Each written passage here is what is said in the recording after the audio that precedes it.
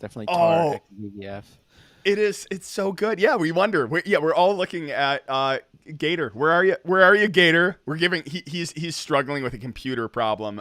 Joining late, but we're gonna just leave him there. Just right there. We need to get the cutout of him put in. I feel like I haven't seen so many people on the stream in so long. It's good to be back. I feel like it's worth saying I don't know half of you half as well as I should like, and less than half of you half as well as you deserve. Yeah, I don't know. It felt good. It's good to be back. We were all traveling. I went to the most amazing of bachelor parties, and everyone was like, "Wow, did you go to a strip club? Did you do this? Did you?" It's like, no, it's a bunch of 30-year-old guys sitting around complaining about landscapers, though. Yeah. We totally played a game called Secret Hitler, which was amazing. The whole game is built around like lying about who you are, and it was great because you got to accuse everyone of being fascists. And I feel like we should. Where's Gator when you need him? Because what I really want to do is for DEF CON next year, we should totally do a Deckers versus the Mad Hatters, like that, or it was the Deckers versus. Oh, now I'm losing it for our game. What was it, Gulo? Do you remember? So Deckers. Well, we had two sets we were fighting. We had the Deckers, who were our friends to begin with, who were against the Mad Hatters, and then everyone went rogue, and now we hate everyone. But I'm not the story person, so don't listen to me. Need to get one of them on. Digital Tinker, great to see you. Hey, Joey, good to see you as well. Yeah, Secret Hitler was amazing. Jumping into it again, Gator is still working out his connection. We're doing great, Joey. It's a beautiful thing. It's good to be back. Ultimately, Gator's still working out his connection. We're gonna jump on in. You imagine we plan for these things, but we wanted to talk hacker mindset a little bit and really how it affects like some other aspects of our lives. But I'm gonna start it with a story because I think it's kind of fun. Ooh, another. Oh. Morning. I recognize you by your Twitter handle or your Twitter handle. Your Twitter. Good to see you on.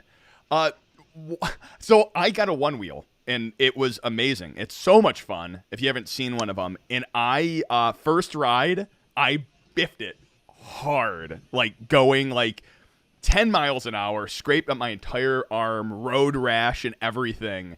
And the thing it hit me afterwards with is that the idea of how much you suck when you start something new, and you have that huge level, you have low comprehension, tons of confidence, and you kind of embrace sucking at something every time you start something. And I realize that it plays into, like, when you're a hacker, you're a tinkerer, when you're always playing around with something, you kind of have to be okay with failing at it, and get okay and good at failing.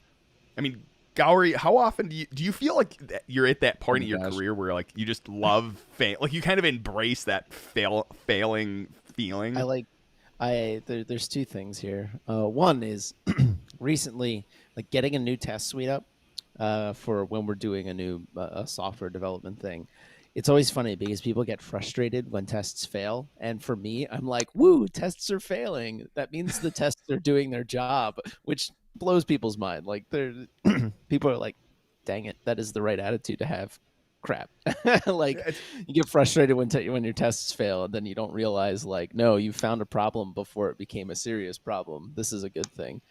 That's one. But yeah, I would say it goes in cycles for me, because you do something that you're bad at, and you have a lot of frustration until you get a decent handle on it. Maybe you stop having to look at the manual, or you stop having to Google certain things, and all of a sudden it becomes just secondhand knowledge, and then or automatic knowledge, and then you start to get good at it, and then eventually you change projects, and you're like back here again, right?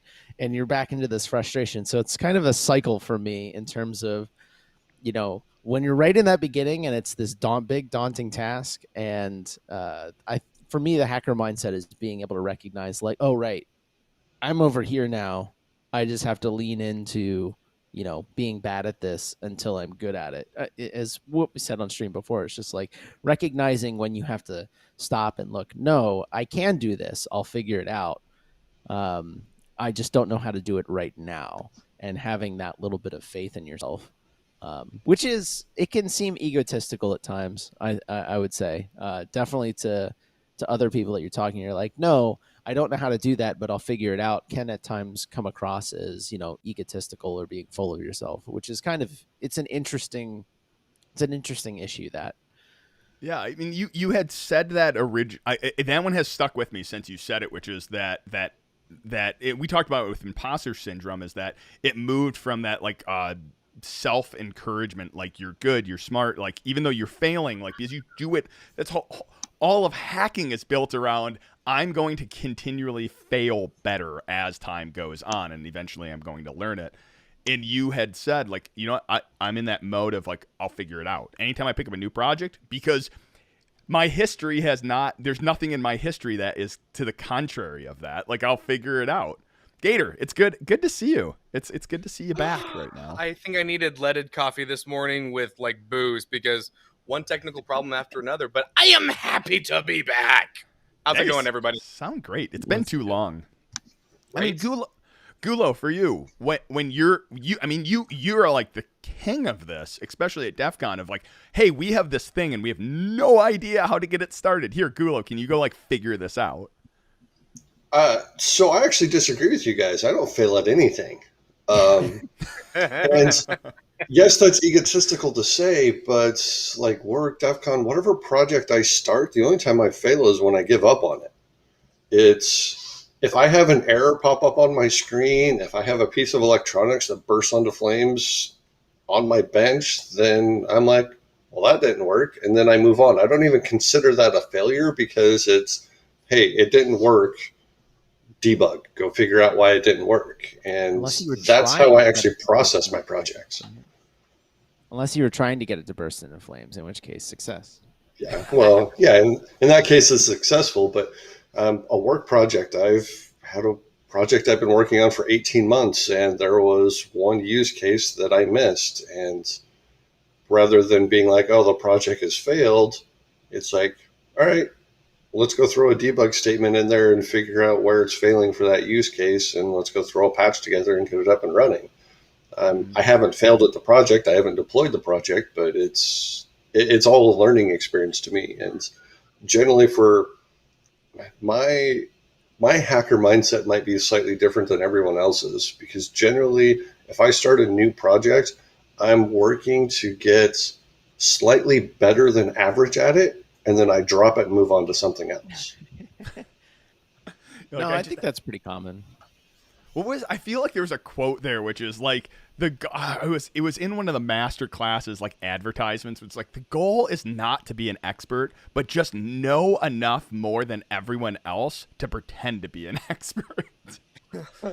Taylor brings up a good point. Is like, I love, like, you get that exhilaration from learning something new, and then like once you kind of start figuring out, it fades. Praxius, I completely agree. Error codes are fun when you start getting new error codes and pass it. The only time I don't like this is dependency hell. You're installing a project that you haven't installed in a really long time and you didn't document it, and you start getting that, XYZ package is needed. Okay, I install that. Oh, now XYZ package. And 50 packages later, you're still doing it. Oh, man. I think something, though, which is so interesting within the as Gulo said, it's kind of become normal a little bit, like that learning curve.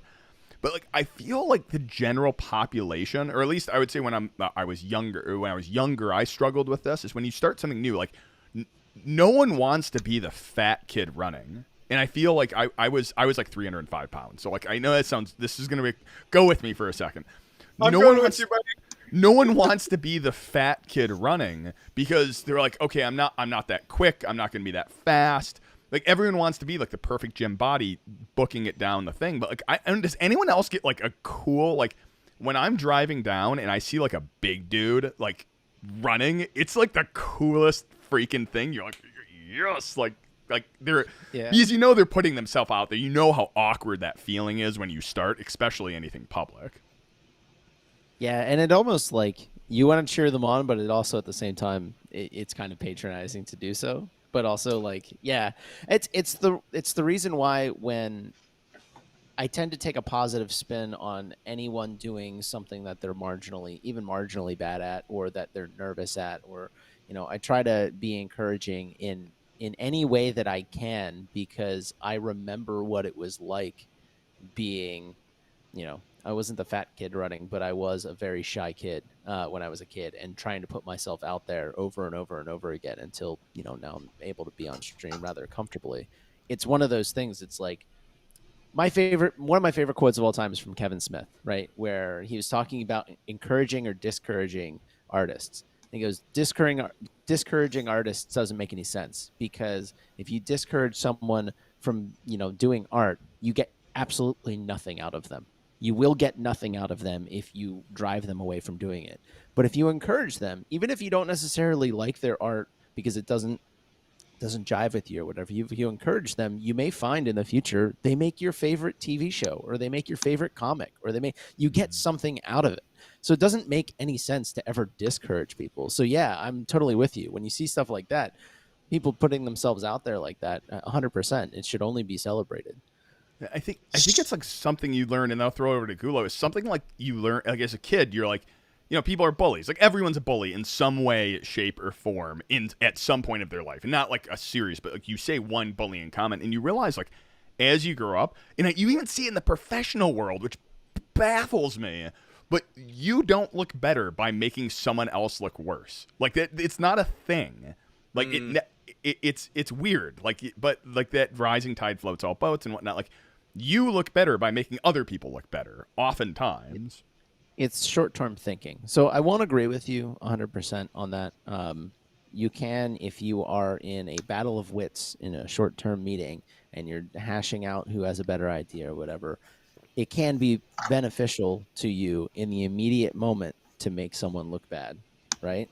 But it almost always will not do well for you in the long term to make that a thing, right?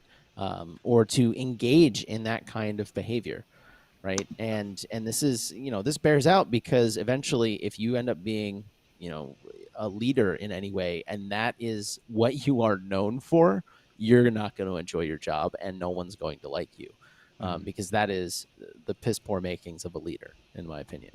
So yeah, like it's an incredibly short-sighted viewpoint to think that that is an appropriate way to engage in, professional business, especially in the hacking realm where like anyone who gets to that point of thinking that they know more than other people, or that they're going to engage in a negative way because someone doesn't know something. So like, dude, I guarantee you I'm going to be able to find something within the technical realm that you know nothing about and put you to shame. So why are you bothering to do this to somebody else? Like, not, you cannot be an expert in every single technology out there. It's just not possible.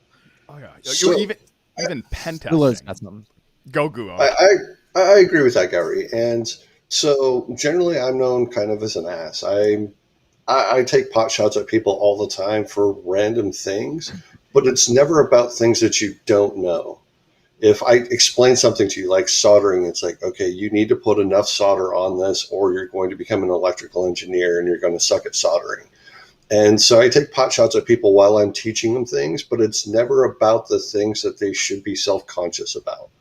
It's those are too easy of targets and it's no fun. But I do have a story about failing and learning, I guess. So I used to do martial arts for years and years and years and years. And when I came back from overseas, I started to do a violent form of Tai Chi called Luho Ba Fa.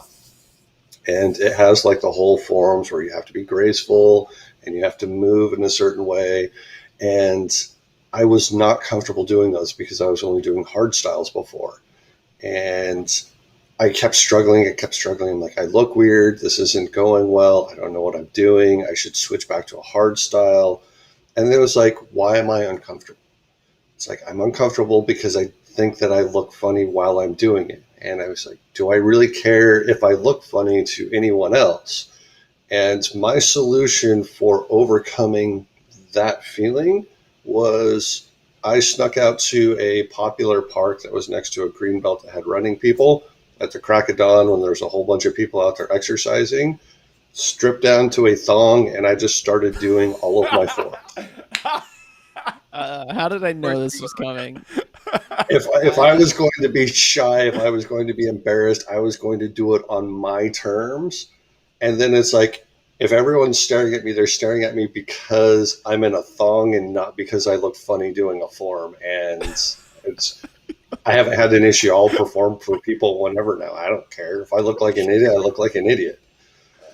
Oh, I always gosh. like to say, like, I actually have a saying. I haven't said this in a long time. You know that old saying, better to be thought a fool than open your mouth and remove all doubt. Yep. I Oh, I've heard hate that. I hate that saying. Like, to my core, I absolutely abhor that saying, because it's kind of like saying it's better to quietly think you're correct than open your mouth and learn something. Um, Mm-hmm. yeah, which I have the opposite saying. I'd rather be wrong out loud than quietly think I'm correct, which I think underpins a lot of my ethos when it comes to the hacker mentality. I would rather be wrong out loud than quietly think I'm correct, with the caveat that when I get corrected, I need to be listening, right, and actually be looking to correct myself. But um, yeah, I abhor that saying of I'd rather open my mouth or rather stay quiet and not look like a fool. No, I want to look like a fool. I want to look like because if I'm not looking like a fool, it means I'm not taking chances, and if I'm not taking chances, I'm not growing. So That's I'm amazing. I want to call it out like that. The phrase you just said multiple times. I've said this numerous times, and again, I'm gonna like gush about Gowrie for a second, and then I'll hand it to Gator. Like he says these, he just drops these truth bombs, and they're just like the most amazing thing. Like it's a beautiful thing. But like something I've learned, no, actually, I'll hold off on this point because I'm interrupting Gator. Gator, it's all you, and then it will. I don't know. come. Still, you do all that build up. Finish All right, still. all right. Like it's just like Tease.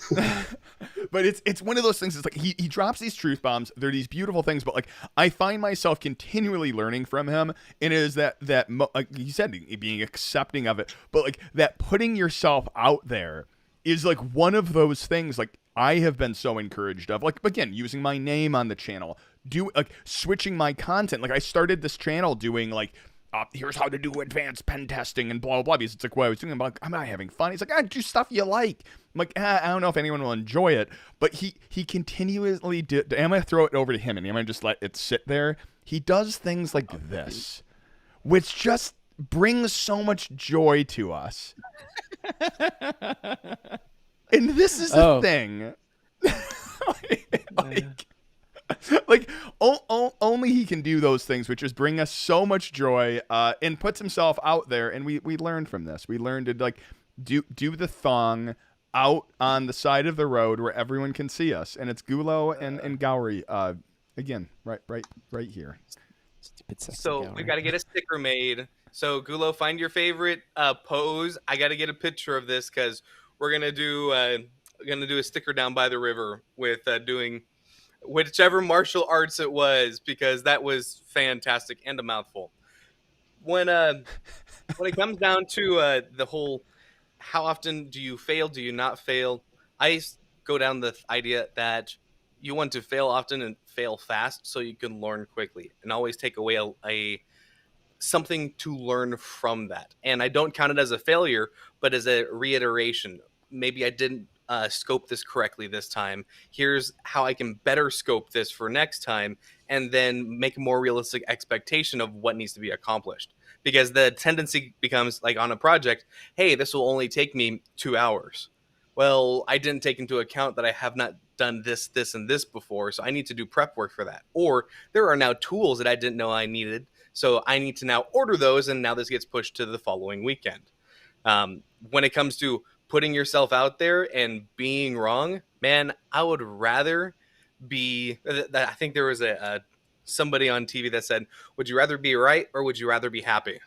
For me, being right is never my key. I would rather be happy. So if there's somebody else who has gone through and knows more about the subject, which 99% of the time there's somewhere out there who does, I would rather learn from them and say, hey, I don't know this. I'm not an expert. Here's as much as I know. If you have input, let's bring it on. I'd love to learn more. Being right makes me happy. Different strokes, buddy. I completely agree with that. It's I would rather go out and learn something. Generally, I try, if I'm a beginner at something, I don't tell people I'm working on it. I don't share my projects that I'm just starting up because I know nothing about them. And I don't want, partly I'm a little embarrassed because I don't know what I'm doing quite yet. And partly I don't want somebody to crap on my idea because a lot of my ideas are outside the box and are way off in left field. And I would rather explore and figure out the basis of my idea is flawed rather than having somebody else tell me my idea is flawed. Because generally I can start spinning it and I'll learn something new from that I can apply to something else. But once I have a base understanding, then I share pretty much anything I'm working on with anyone. And I would rather, at that point in time, I would rather have someone come up and say, you're a crackhead, this will never work this way. But I think I can fix it to where it does this instead, and then open up the conversation and then learn and grow from that. I think there's two parts to this. Because I there's actually, again, Gowrie dropping truth bombs like earlier on other streams, is I think there's two parts. I think when you're learning something, especially when it's an out there idea, because like, again, my role, Chief Innovation Officer at my company, is oftentimes creating new, just off the wall ideas and then seeing if we can turn those into a product. Like, again, we turned out Project Mariana, which was like this giant, like, dark web reconnaissance thing, which like, spiders, S3 buckets, all of this, and it ties in other. But like, this was an off the wall weird idea. Like building like the canary in the coal mine idea. What we're doing is like creating like sparse records. You put in all this other crap, which then alerts when it's ever touched. Like these are, and again, these aren't new ideas, but you get people to, like, people aren't going to follow those things, and they might turn them down. So you do those in like a hidden way. But I think Gowrie said something, I don't know what stream it was on. It might have been Imposter Syndrome. It's like, when you start learning the guitar, you call yourself a guitarist. When you start doing a YouTube video, you call yourself a YouTuber. Because there's never going to be a time in which you Like when you start hacking, you call yourself a hacker because there's never going to be a time. Like I've been doing this for a very long time where you feel like, yep, I know everything. I'm allowed to call myself this title now. Like, I think that was something Gowrie said, which stuck with me. Yeah. So like, I think there was that, again, that you do it a little in secret, but when you start something, like I think it's fine to call yourself that, of course. Like, and then it doesn't really matter if it's fine or not. Do it. Yeah, there's a lot. Go ahead. So yeah, Gowrie said those things and completely agree with him. And it's figure things out and start doing them. And now you're one of those. It's the way of overcoming imposter syndrome. If you're always moving the goalpost farther and farther down the line, you'll never reach that goal because it's a moving target, and you can't complete moving targets. I guess you can if you shoot them first, then you can complete the moving target. But it's you want to have something that's achievable, and starting to do something is more an achievement than most people give themselves credit for. Yeah. So I mean, like the starting part is the hardest thing, right? It's funny. I'm gonna say something that is, man, I haven't. This is a story from boot camp. When I joined the Navy, originally I wanted to go into being an air crewman. And that was because, my father always told me they got the coolest gigs. You get to fly all over the world. You got the best, you get to sleep in the staterooms and things like that. So I was like, hell yeah, I want to do that. I want to fly all over the place. But when I went to the recruiters, they told me my eyes were bad and I couldn't fly on planes. So I went into the Navy to be Gator, you're smashing your keyboard. It's Gulo. Oh gosh, it's Gulo. So when I joined the Navy, I signed up and I went to boot camp as a candidate to be a Navy SEAL. And one of the things they tell you when you're signing up to do this is that there are so many people out there that talk about this, and everyone knows it's kind of a meme. They're like, oh, I thought about joining the military. I thought about doing this. But there's only this like small group of people that ever even take that first step, right? And they pulled a random number out of the butt. They're like, only about 10% of people actually take that first step towards doing that hard thing, right? And then out of those 10% of people, some small percentage of them make it. Maybe another 10% make it to the next step, or 10% make it to the next step. But 0% of the people who fail to take that first step make it to the end, or become an expert in whatever it is they're trying to do. In this case, it was to become a Navy SEAL. Spoiler, I did not become a Navy SEAL because during boot camp I found out the recruiter lied to me and that I could go get my eyes fixed and then I could be an air crewman. So I tried to do that, and that's a whole different story. So I noped out of doing that rather quickly within the first couple of weeks of being in the Navy, but I did take that first step, and that first step actually led me to getting in the best shape I had ever been in my life, and a bunch of other positive things for me. And things that I carry with me today.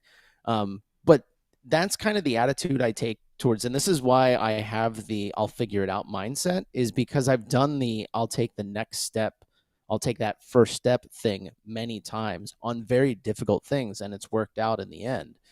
And so when I come into, Praxis here says, like, this is so much healthier than the try harder mindset when we talk about, try stuff and fail quickly, or, fail constantly. I actually hate the try harder mindset. Another name for that is productivity culture, in my opinion, where, if you're not continuously beating your head against the problem until you figure it out, then you're not trying hard enough, which I actually find to be, in small doses, that's useful. But if you're, letting your life be consumed on a hard problem and you're not making any progress on it, you need to stop, and you need to walk away from it for a little bit, or maybe permanently, because what's any one problem is. Go ahead. So what? What's the word? It was a 4-letter word. Yeah, you need to stop and walk away from it a little bit. Doesn't mean quit. But it can be useful if you're running into a roadblock. It can be useful to back up a bit and see if there's a way around, or maybe you do have to. What is a breakthrough? The word breakthrough exists because if you're beating your head against the wall, you do one of two things: you either fail to break through the wall, or you break through the wall. right? But it can be useful to stop and back up from the wall and see like, oh shit, there's a side path over here, and I'm just hurting myself by bashing my head against this wall. By the way, So go on, Google. I work on projects. I work on random weird projects. So like in my spare time, I design like power plants and stuff. And one of my projects that I work on that is so far outside my depth is I make holograms. And making holograms, I have a couple of simple trick ways of making holograms that are just faux holograms. You can, if you look at them at a certain angle, you can tell they're not actual holograms. But once I learned how to do that, which was my entry into making holograms, is I now play with lasers and I build like laser lattices to try to generate like photon colors in midair so I can actually generate real holograms. The problem is I light a lot of things on fire because I'm now taking concentrated lasers and crossing them. I'm crossing the streams. So I have like all of these sand bricks on my desk at home that are used for high heat because I'll generate, in some cases, I've hit like 1200 degrees. Problem is those sand bricks dump sand all over my desk. So I started wrapping them in tinfoil. And then the tinfoil catches on fire because I'm an idiot. And I shouldn't have wrapped them in tinfoil. But those are all learning things. I don't consider any of those actually being failures. And I'm so far out of my depth that I'm just guessing and checking on things. There's not the scientific process is I have a clipboard and it says, test this. Did it work? Yes. Cool. Did it fail? Yes. Cool. Let's move on to the next thing and see if we can figure it out. I was actually going to say that. You're actually doing science. Imagine that. That is a terrifying idea that Gulo does science. Wait, we've known Gulo has done science. It's the dark science. Let's be honest. It's the dark we science, all know. Yeah. The evil By the science. way, did anyone notice when Gator said, when you said the word breakthrough, Gator like did this thing? And I'm like, that's not, I don't think that's the symbol you think it means. Oh no, that was from 22 Jump Street. First time I'd ever watched any of the Jump Streets, and yeah, I was breaking through. Just got to break through, man. Okay. By the way, Gator said it. It's like he's like because I'm an idiot. I think that's every single time I don't step away from something and go like that is when I'm like always going because I'm an idiot.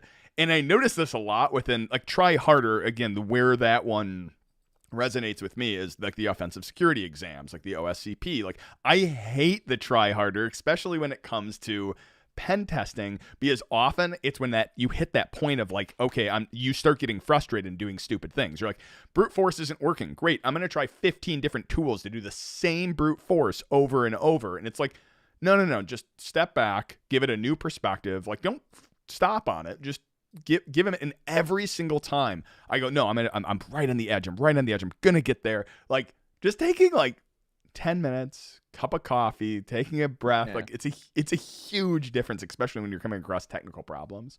And that's when you break through, right? Oh. That's when you break through. So sometimes even and this is another 4-letter word, even though it's 5. Sleep sometimes helps with this, to where I can be working on something and it's like, man, I'm close, and I either fall asleep in my chair or I might actually even make it to a couch or a bed, and then the next morning I come up and I'm like, oh, hot damn, click. I was that close, but I needed to be able to walk away from it. And I would say that was probably the hardest thing for me to learn over time, is that when you're working so hard to try to get something accomplished, learning when to throw the towel in, walk away, get a cup of coffee, give yourself a mental break. The whole giving yourself a mental break time is a foreign concept to me, to be completely frank, because there's always a project to be done. There's always more to learn. Learning to have the self-care enough to unplug for a little bit is something that I've still not mastered. But when you get there, it's really, really helpful. So yeah, go learn a new skill. Learn how to just be a little bit. Yeah, brute force does not help with the breakthrough. And you can extend that across all concepts. When I was younger, I made a death ray, and that was my goal, was to make a death ray. And it was actually super fun to build and set up and get working and playing with it. I was lighting shit on fire everywhere. We got it up to 1800, almost 2000 degrees, and we're just like cutting wood. We were cutting metal. We were met. We took like the thermometers for ovens and stuff, and we were trying to figure out what temperature we were getting at. And when the thermometer stopped at 200 degrees, we were all sad because we're getting. I thought we were getting way hotter than that. And then the thermometer melted, and it turned out we actually melted the innards of it so that it froze at 200 degrees, and the whole thing turned into pretty. Well, we burned a hole through it, and it started turning into a puddle. Only you go. But lighting things on fire, it wasn't. So yes, building the death ray was fun, and that was the goal. But after we started lighting a bunch of stuff on fire, it was like, what temperatures are we hitting? If we're hitting those temperatures, at what temperature does water boil? And going back through and saying, if I have a cup of water, and then doing the math of how much heat does it take to boil a cup of water, and how quickly can I do it using the death ray? And then we started building boilers. And building the boilers allowed us to build pumps, and building the pumps allowed us to build like the turbines. And then we started actually generating power for our houses at the time using our death ray pointed at like buckets of water that we were now boiling so that we could generate energy. And then we continued down that path and started making better and better designs. It was a complete accident that we started generating power because we were just kids, and lighting shit on fire was fun. Only you. Only you. Oh my gosh. That's absolutely amazing. Oh, buddy. What was I going to say? There was something else that Praxis said that was an interesting. Oh, fumbling around at the beginning is the highest amount of learning in the process for me. You know, the hardest part is, I said this, right? Take that first step. The hard part is when you have no idea what that first step is. And within tech in particular, that is a particularly difficult problem. And this is one that I think, oftentimes we solve it by just being like, go to the Google machine and reformat your question in ad infinitum until you find someone who asked a similar question and then figure out what they did is how it tends to work out. But when you can't find a solution, the question is how do you approach problems that are novel?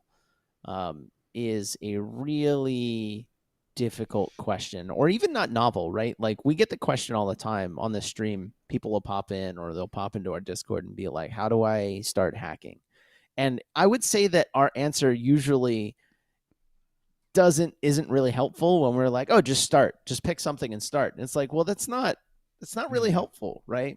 Like, the real problem is like attacking the question of how do I start hacking, or how do I apply the hacker mindset, or we'll play with like, how do I learn to hack things, or what is hacking, right? Like, what do you think hacking is? Do you think hacking is being able to pop somebody's Wi-Fi so that you can get free internet? Do you think hacking is stealing someone, or like cracking passwords? Like, what do you think hacking is? Because that is this, like, it is the same question. I would reformat the same question as, if you're asking, how do I learn to be a hacker? What you are asking is, how do I learn technology? Like, yes. What technology should I learn? It's the same question, right? Like, yep. I always like to say, you can actually replace the word cyber with the word computery and lose no value, right? Right? Cyber defense, computery defense, same thing. Oh, no. Cyber offense, computery offense, same thing, right? Definition doesn't change, but I would say that you lose a little bit of respect. I think you gain respect. I used to.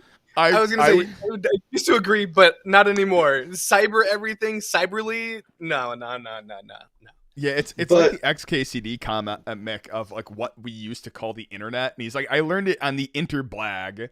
Where it's like, pick a word, combined it with this. Like, no, cyber to me is like, I computery security probably is a little rough of a one, but like computer jazz, how about that? Like it, the 90s cyber word, still, seriously, it's that for the 90s kids or the 80s kids who grew up with cyber Oh, totally Jesus. means something different So, than now. Go Oh ahead, So- Gulo. gosh. hacking doesn't have to deal with technology really. I mean, yes, we relay it back to technology mostly now, but you can go out, like when somebody comes to me and says, I want to be a hacker, and I send them how to fell a tree. So you Yeah. learn how to hack down a tree. But I mean, I hack on HVAC equipment. I hack on the building that I'm in right now is in shambles, and I'm walking around going, look at the termite damage. Look at the hole in the roof that's leaking water. How can I come up with solutions for that? And then I go down to the kitchen, I'll mix up some oatmeal, and I'll go plug the hole until I can actually go to the store and get like freaking tar or something to patch things. And those are hacks to get by. It's not, I'm not necessarily doing it wrong. I'm not necessarily doing it the best way. It's what tools do I have to accomplish something in a way that those tools weren't meant to be used? And that's more of the hacker mindset of how do I solve this problem? Whether it's quickly, efficiently, or properly, it's how do I solve this problem, solving it, and then moving on. So I did want to go back to my question though, because for all of this, I've worked at the same job for going on 8 years now. I have become, hesitant to say a relative expert in the very narrow field in which I work, which is virtualization technology. And that has technologies around it, like debugger technology, compiler technology, things like that. Like, so things that are around that area, assembly of many different flavors, machine code. But when it comes to doing, we'll say like DevOps and all of the technology surrounding orchestrating, instances of things and automatically installing things, I am functionally a neophyte. I have no idea how to do any of that, and I don't pretend to know how to do any of that. And I don't find there to be greater or less. I actually find DevOps people to be of higher value than me as a result of that, because they enable other people to do their job very efficiently.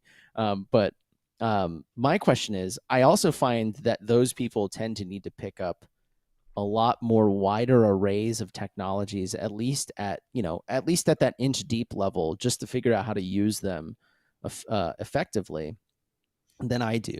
Because oftentimes the things that I'm working on are, I was going to say the difference in some of the things that I work on, I solved problems this year that we identified 6 years ago and we've been thinking about for 6 years, and that we weren't going to be able to solve until it took many years of evolution to get there because of our existing system and having to reformat it and coming up with long-term solutions, which is a little different than rapidly acquiring new technologies and applying them in other places. And I think those two things are wildly different. Am I wrong on that? I would. I think it depends. Be more. Can you be a little bit more specific in your question? Saying like they're wildly different as wildly different skill sets of. I mean, is DevOps different from what you do? Absolutely. Are you saying it's different skill sets of how to learn those things? I guess like, is the approach to acquiring that knowledge that you need significantly different between the very long-term thinking and, like, I would call it hard problem when you're talking about compiler stuff, and it's like you're looking at a problem that you can't solve now, so you shelve it for a few months, and then you happen upon the solution to that thing you were working on for a few months, like a year later, right? So in that case, I would actually say this is I think they are wildly different. And the reason why is because when you're working on one singular problem over a very long period of time, your brain has to have time to go more and more and more creative with your thinking, like farther and farther outside the box, but thinking of crazier and crazier solutions before, like you have that time to, like, what is the Sherlock Holmes quote is like, when you eliminate the impossible, like I don't know, I'm gonna mess up the quote, so I'm not gonna try for it. But my point is like, someone in chat, I'm sure will post it, but that it takes you a long time to eliminate all the other options to start thinking through the individual problem. When you're learning like wide, there is way more resources to go, a mile wide, an inch deep. Like I can think of, I don't know, like I'm dealing with a Gatsby issue because I'm putting together a site. I want to put the DEF CON pictures up. and I'm looking at like, okay, how can I statically content? I can do this. Like I hit like this light gallery, which has never been used before, but there's resources all over online for me to figure it out. Where like a work problem, like I'm trying to, do something which is way more complex over a longer period. Like there's no resources I can go to because I'm hitting new stuff. Well, the quote that you're looking for is when you eliminate all of the probable solutions, there's only improbable solutions exist.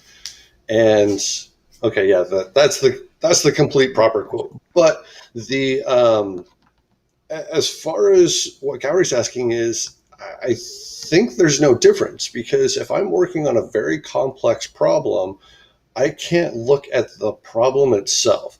I have a wide field of view when I'm doing designing and I'm architecting something of what I want to happen. And then my skill set isn't necessarily that I know how to do it, it's that I know how to design it, and then I know how to break it down into chunks. So looking at a massive problem, so DevOps, virtualization, compilers, what is the next step that I need to do? Do I know how to do that? No. How does that step work?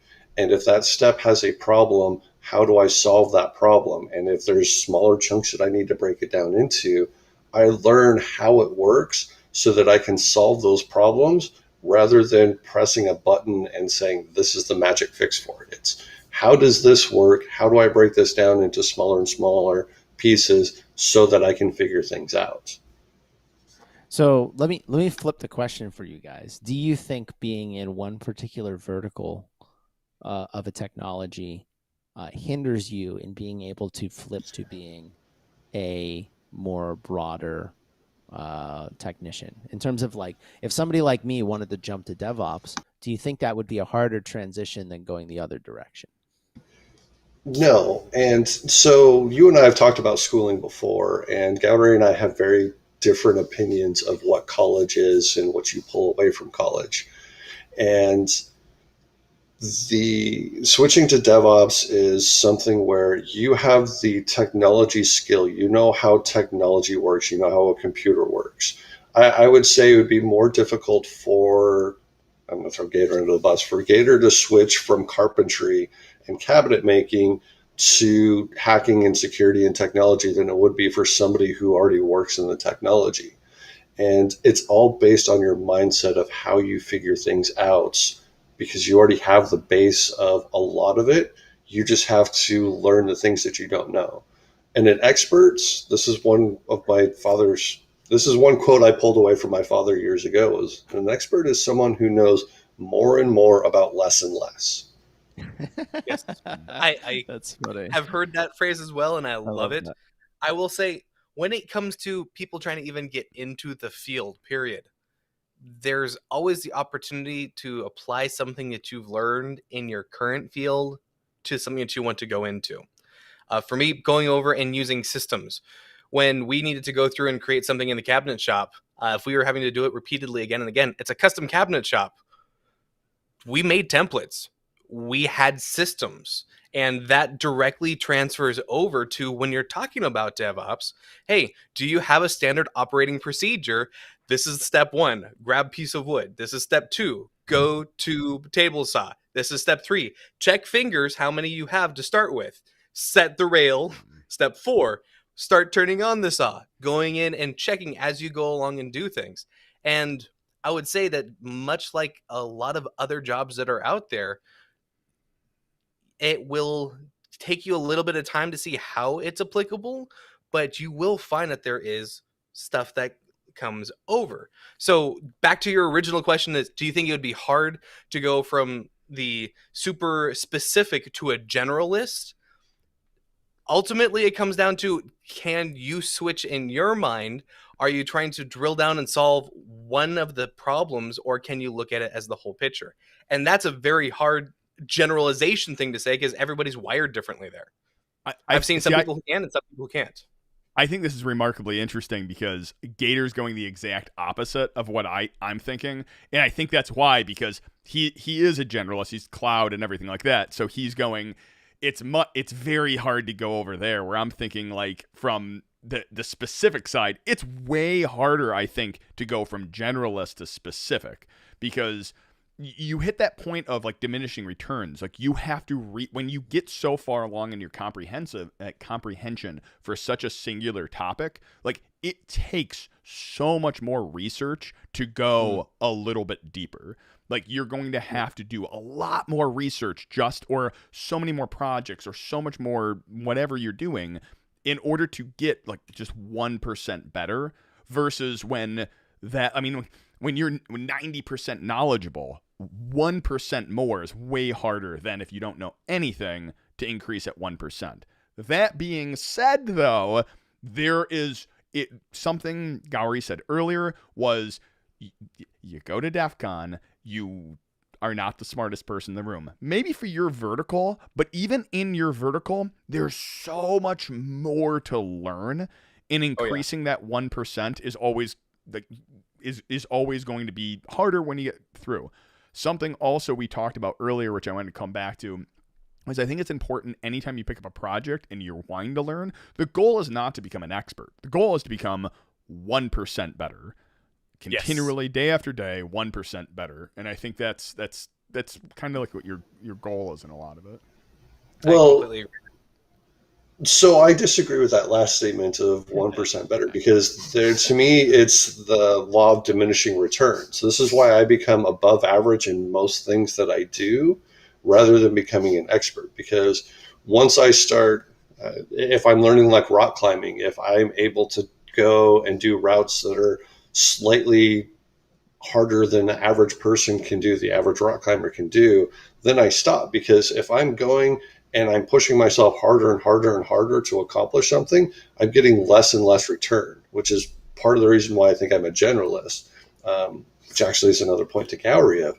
If I was focusing on something such as virtualization and I was delving deeper and deeper and deeper and focusing on this one aspect of it, then I'm now losing not necessarily my ability, but I'm becoming annoyed in the fact that I'm not doing anything but specifically that, and my ADHD wouldn't allow me to do that. I would just, my psychosis would kick in and the world would end. Yeah, no, that's fair. I've just been wondering this question a lot, because I have a lot of people that want to come into my realm that are coming from a more generalist stance, and I also have friends that have left our realm to go work in a more general stance, and I'm always curious about that transition. Like I tell work, I'm like, never assume that I'm off the market, because I'm never really off the market, and everyone should always be on the market, in my opinion, because that's good for your career.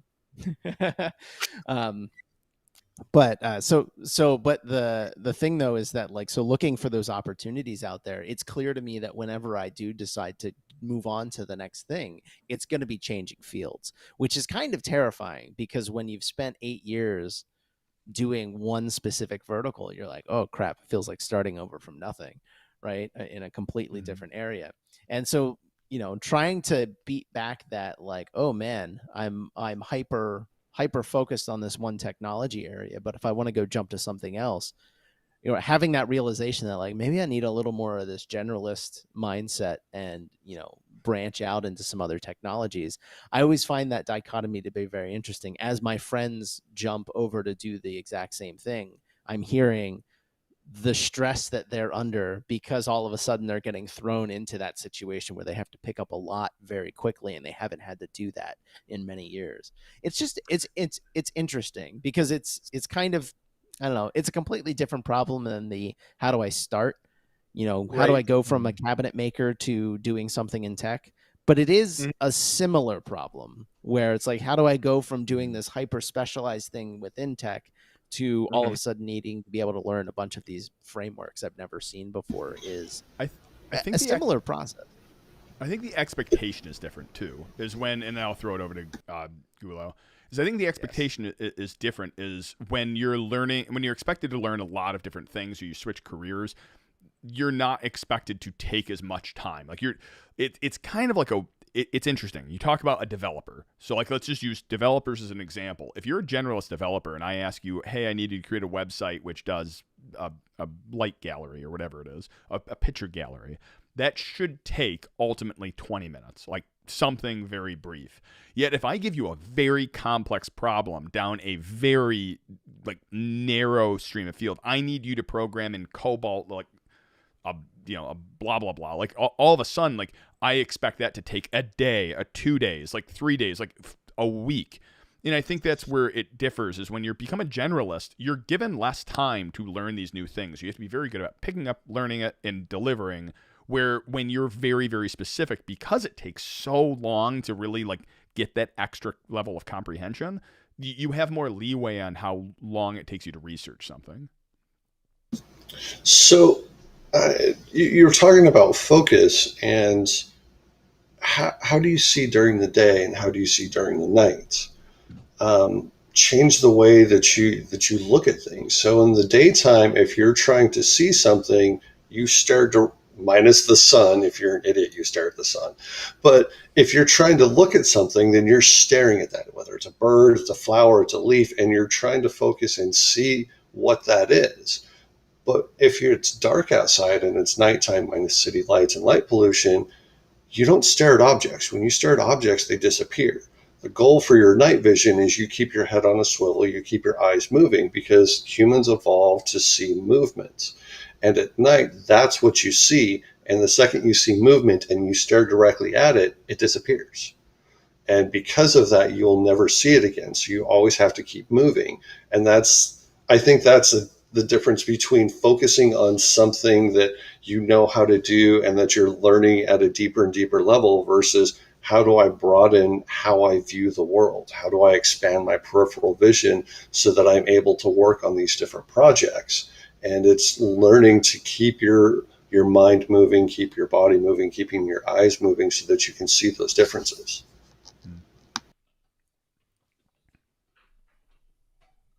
So there's lots of different things going on in chat, and being able to pivot from one generalist technology to the specialist can be interesting sometimes.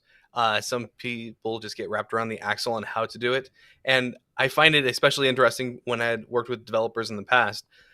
Very small project, and they could literally be sitting there chewing bubble gum and looking at the ceiling, and then the next day just all out hammering on the keyboard and accomplishing something that they've been working on mentally for weeks at a time. And when it comes to writing something that's not been written before or debugging something that's hard to try to quantify, and this goes back to the whole how does a developer get paid versus how does a typist get paid. And when typewriters came in, hey, we're going to pay you per word how fast you can type, versus hey, how do you quantify this now, was an interesting mindset change for me, because coming from the cabinet shop to the office, if you saw somebody sitting there doing nothing, they were being lazy. Give them a broom, start having them sweep, and they're going to clean up the shop, and versus just sitting there, versus having that mental, hey, I need to mentally chew on this, as long as they're not snoring. If they're snoring, then maybe that's on the line then. But yeah, that's the interesting change of how do you find that right line. And people who are trying to go from a generalist to a specialist can sometimes have a rough time or find out that's not the direction that they want to go. I had sysadmins who were freaking kick-ass sysadmins that then went down the developer route, got there, and then said, yeah, this is not for me. I'm going to try something different. And they went to a different direction, and they're happy with her. They're happy with it now.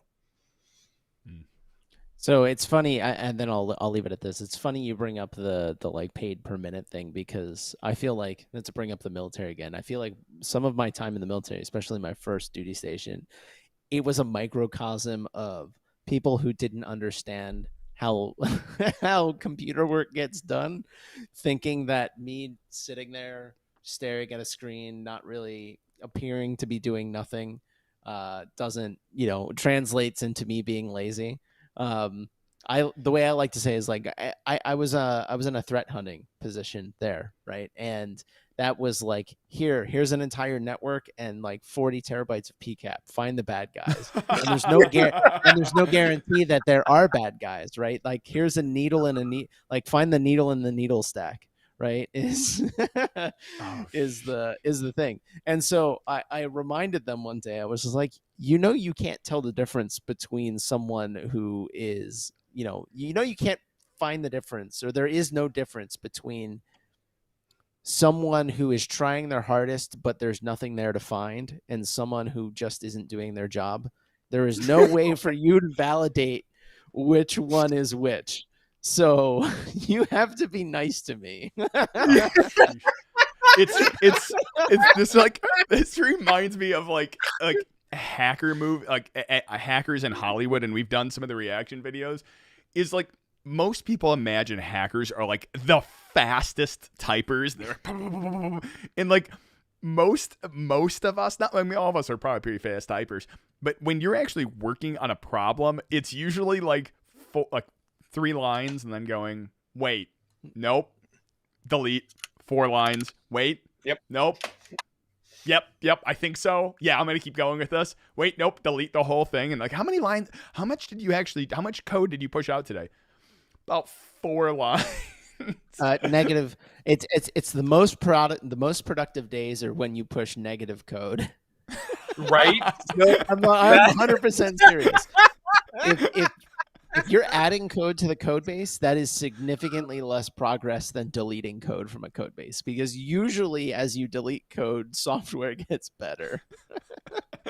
Like, somehow you deleted code, yet still it became more like new. How is there new functionality here while deleting code? Yep. Like, oh you man, laugh, but that's actually like a non-trivial part of my like day-to-day is like, how much code does this add? Can we do this in less code? We can definitely do this in less code. Oh, and it ends up being better. Cool. I'm gonna delete half of the code you pushed.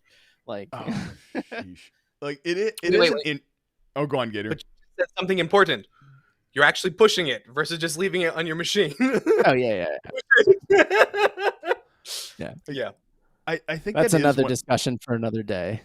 Yeah, I think like I think what's so interesting to it is like, it is that problem of staring at a problem for a really long time, and it's hard to determine like how skilled is this person. Like, it's something you deal with a lot within hacking and things like that. And how do you hire good hackers? How do you hire good testers? Because it is a lot more about mindset than tool knowledge, because there's a million tools to do almost any given thing. Like, it's a hard problem.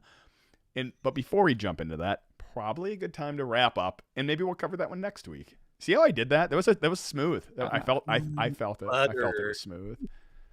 I mean, it wasn't as smooth as this. Like, I'll just set that right there. I just love this image. It's a beautiful thing. Gator, why don't you start wrapping us on up? All right. Well, I missed being able to hang out with you guys on the weekend, talking about the whole break and being able to walk away from something for a little bit. I got a wicked suntan / burn because I was working outside and doing yard work. And honestly, I hate doing it, but it felt kind of good. I was a little bit burny, and I had to put aloe vera on for days. But the fact is, got to work with it with my boys, got to go through and create something new, get a little bit of just rest, right? And having that breakaway time, I got further on more projects. So yeah, make sure to take a little bit of time. And with that, make sure to go learn something new and go love your hacker family. Yeah. Always respect the sky fireball. Wear your sunscreen. I mean, let me tell you, the sun will win. Guaranteed. Yeah, every time. Yeah. Anyway, it's nice to be back. This happens every year after DEF CON, because the summer, I always like to say, I hate the summer. The summer's the busiest time of the year. You got DEF CON, you got a million other things popping up. Everyone wants to do social things, and everyone knows that hackers are antisocial people.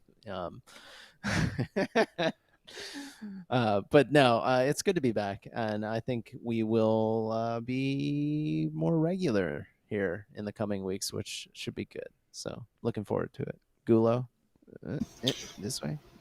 It's good to know that Gary's going to be taking in more fiber.